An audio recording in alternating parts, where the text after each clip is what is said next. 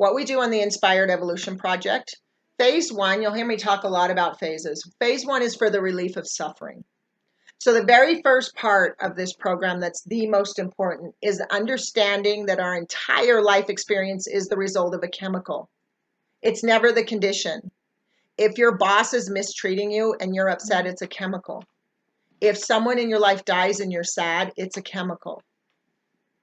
Right? Even though the feelings, it doesn't mean that we don't experience real suffering. We're really in pain. But the reason we're in pain is the chemical reaction that's happening in the brain.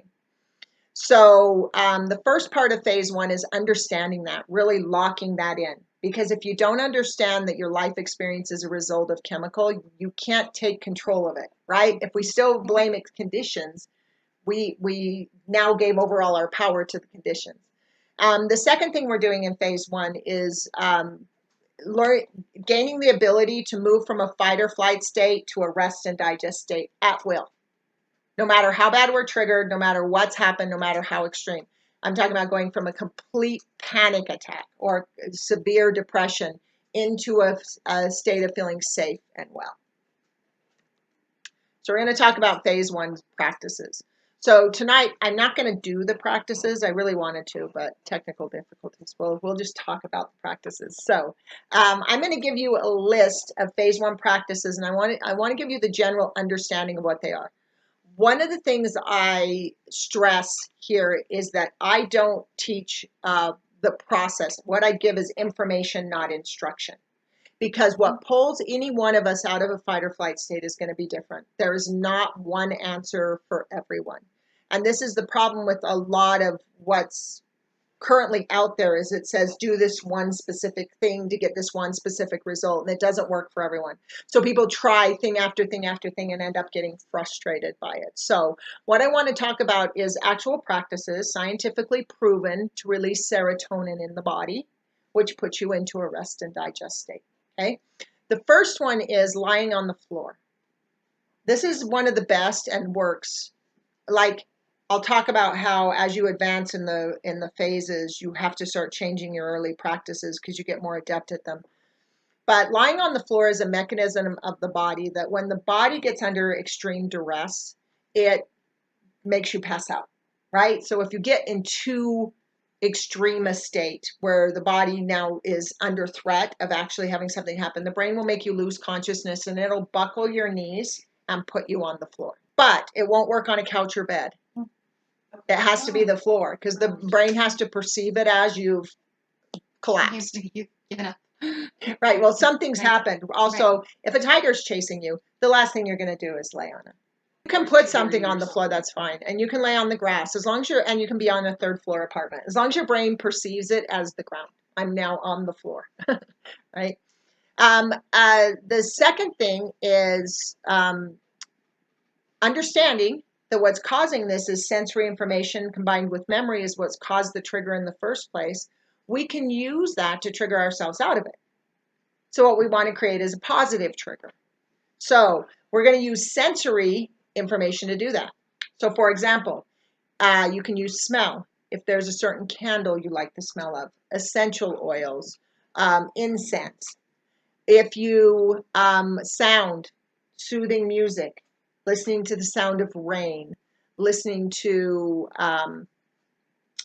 birds chirping, whatever is soothing to you. There are a lot of things out there on the area sound. There's binaural music, there's ASMR. Not everything works for everyone. Try different things. Like ASMR does not make me, I can't remember the initials, but what it is it's videos and it's whispering and combing hair and stuff like that. So it's low frequency noise, but like level above white noise or noise or something. Yeah, and that's another thing is like I just listening to the noises. Like I like brown noise, but so it's like that, but it's just really quiet. And part of it I think is the strain of hearing it. So when you have to strain to hear something, it makes your systems calm down. So when you're like really listening really hard, straining to hear something. Now, some people, that's part of a triggered state, right? Where if they hear a noise in their house at night, straining to listen feels triggering. But there are stories like Calm, the app Calm has sleep stories where what they do is they start at a certain volume and cadence and they start to talk slower and lower the volume, which then makes your brain reach for hearing it, which then puts it in a calm state and actually puts you to sleep. You want personal sensory stuff that's pleasing to you. It can be visual. This is why a lot of people wear meditations. One of the other things I recommend is spiritual practice. So if you have one, this is the real power behind spiritual practices. If you don't have one, don't try and create one because you already need to have a faith base in it.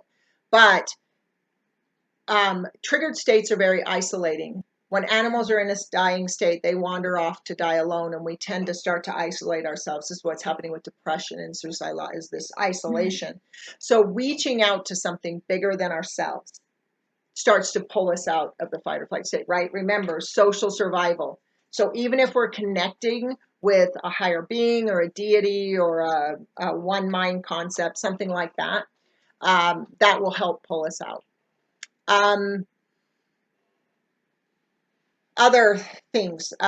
So you want to start stimulating the body's thinking mechanism. So one of the things that's a primal survival mechanism. So again, primates being the weakest of the predators, what they developed in order to survive was intellect, to think through things, to problem solve, to be creative, to throw things. Judy's smiling because she knows.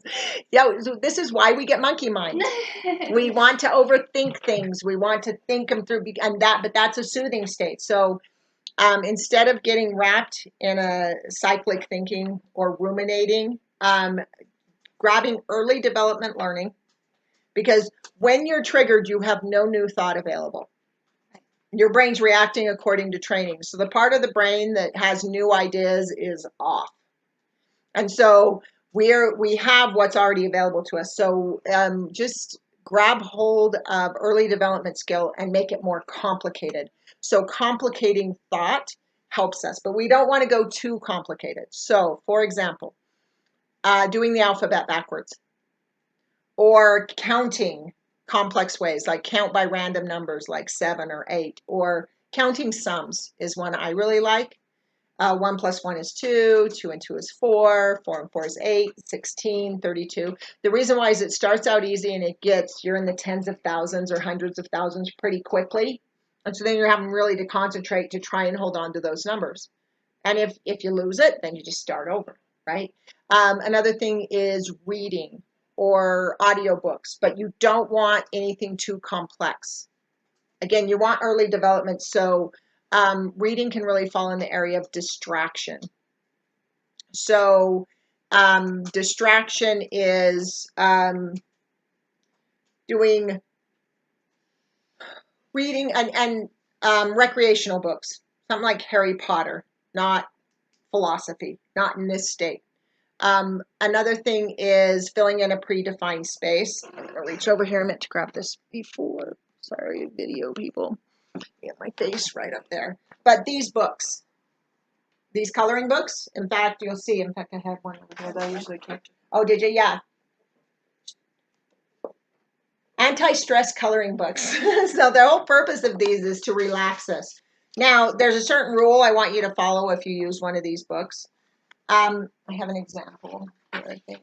No, I don't know where I did with it. But anyway, completely fill in the space and try and stay within the lines. So you don't want to just color and scribble, right? Completely fill in each space and try to stay within the lines. And I'm going to explain that more. Don't judge it and let it take a long time, right? You can also do paint by number. There's tons of paint by number apps on phones. You can do jigsaw puzzles, right? This is why jigsaw puzzles are really soothing to people. So what you want to do is be filling in a predefined space, one you haven't defined. More sensory stuff you can try. Again, go through all your senses. Touch. That couch over there is a perfect meditation spot for me because the minute I touch it, I'm soothed. It's so soft and it's turquoise. So soft and turquoise. It's like a win-win. Going outside is great for sensory information, right? A change in scenery triggers the brain to work in a different way, but also going outside, being around more thriving life helps. Also, you can include in that mild meditation, or not mild meditation, mild exercise. You don't want to do strenuous exercise when triggered because your muscles are already contracted. And this is how a lot of people self-injure. It's because your muscles are contracted and then you're going to go contract them further and you're going to tear a tendon or a ligament or something. And you're going to have a problem. So it's better to go for a walk, do a little yoga or Tai Chi, just stretching. Just muscle stretching is good. Just doing some stretching, doing deep breathing.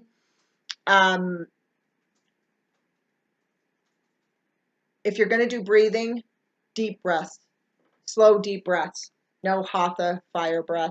You want to do soothing breaths, so deep breaths.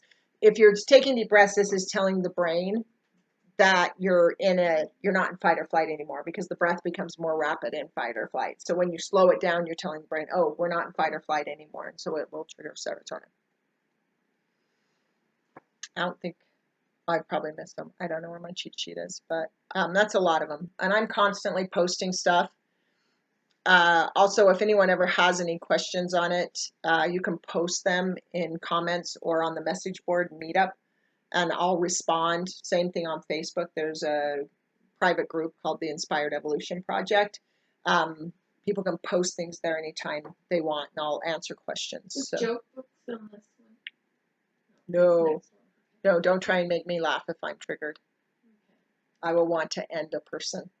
Right? If I'm in a triggered state and people try and make me laugh, doesn't go well. When you're triggered, nothing is funny. You're dying. You're being chased by a tiger. Nothing is funny about that. So yeah, that's definitely a phase 2 practice.